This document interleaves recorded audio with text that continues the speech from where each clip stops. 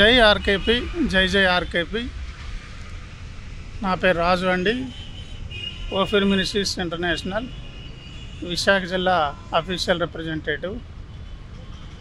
ప్రవీణ్ పగడాల గారి మరణ వార్త అనేది దిగ్భ్రాంతికి గురి చేయడం మాత్రమే కాకుండా క్రైస్తవ లోకానికి ఇది ఒక తీరని లోటుగా మారింది. మరి అది యాక్సిడెంట్ అని చెప్తున్నా కూడా అక్కడ ఉన్నటువంటి కొన్ని పరిసరాలు గమనించినట్లయితే ఎన్నో అనుమానాలకు తావిస్తూ ఉండగా ప్రభుత్వం వారి ఈ విషయంలో సరైనటువంటి న్యాయం చేసి తప్పకుండా ఆ కుటుంబానికి, ఇది క్రైస్తవ సమాజం అని కాదు కానీ ఒక నిండు ప్రాణం అండి.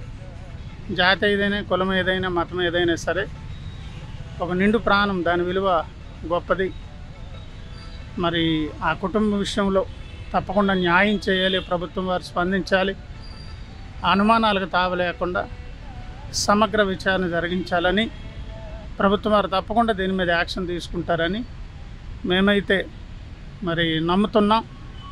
మరి ఆ కుటుంబ విషయంలోనూ ఇంకా ఇతర మునుముందు కూడా ఎవరి జీవితాల్లో కూడా మరి ఏదైనా నష్టం కలిగితే దానికి సరైన విధంగా ప్రభుత్వం వారు చర్యలు తీసుకోవాలని మనవి చేస్తూ, మా నాయకులు అద్దంకి రంజిత్ ఓఫిర్ గారు మరి వారు వేరే పని మీద ఢిల్లీలో ఉండబట్టి వారు రాలేదు. మరి మా యొక్క ఆర్కేపీ సంస్థ ద్వారా మా తాలూకా నిరసనను తెలియజేస్తూ ఈ నా మాటలు ముగిస్తున్నాను. జేఆర్కేపీ. నా పేరు డి విజయేంద్రంల, వైజాగ్ నుంచి మాట్లాడుతున్నాను. ఈరోజు మొన్న పగడాల ప్రవీణ్ కుమార్ పాస్టర్ గారిని హత్య చేశారు. మతోన్మాదులు హత్య చేసి రోడ్డు పక్కన పడేసి, మేము ఏదన్నా ఆయన పాస్టర్ గారు ఏమైనా తప్పు చేస్తే ప్రభుత్వానికి, పోలీస్ స్టేషన్కి చెప్పాలి. అంతేగాని వాదంతో వాళ్ళు ఢీ కొనలేక ఈ మతోన్మాదులు ఆయన హత్య చేశారండి.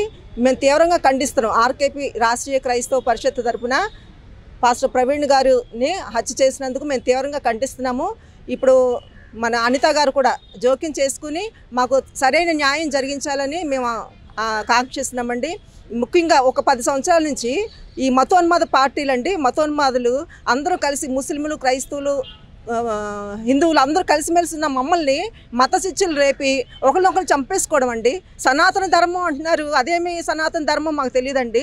మా మతం అయితే ఒకళ్ళు పక్కన వాళ్ళు ప్రేమించమన్నారు కానీ చంపిమని మాకు చెప్పలేదండి. అలా ఒకరినొకరు చంపేసుకుంటే ఎప్పుడో అసలు ఎవరో ఒకరు కూడా ఉండరు. అలా చంపేసుకుంటే మాకు తగిన న్యాయం కావాలి. క్రైస్తవులకి భద్రత కావాలి, పాస్టర్స్ అందరికీ భద్రత కావాలి. మేము ఓట్లేసి గెలిపించుకున్నది పాస్టర్లందరినీ చంపేయడానిక. చాలా మీకు కూడా తెలుసుంటాయి, చాలా హత్యలు జరుగుతున్నాయండి. ఈ బీజేపీ ప్రభుత్వం వచ్చిన తర్వాత చాలామంది పాస్టర్లని చర్చస్ని పడగొడుతున్నారు, పాస్టర్ని చంపేస్తున్నారు.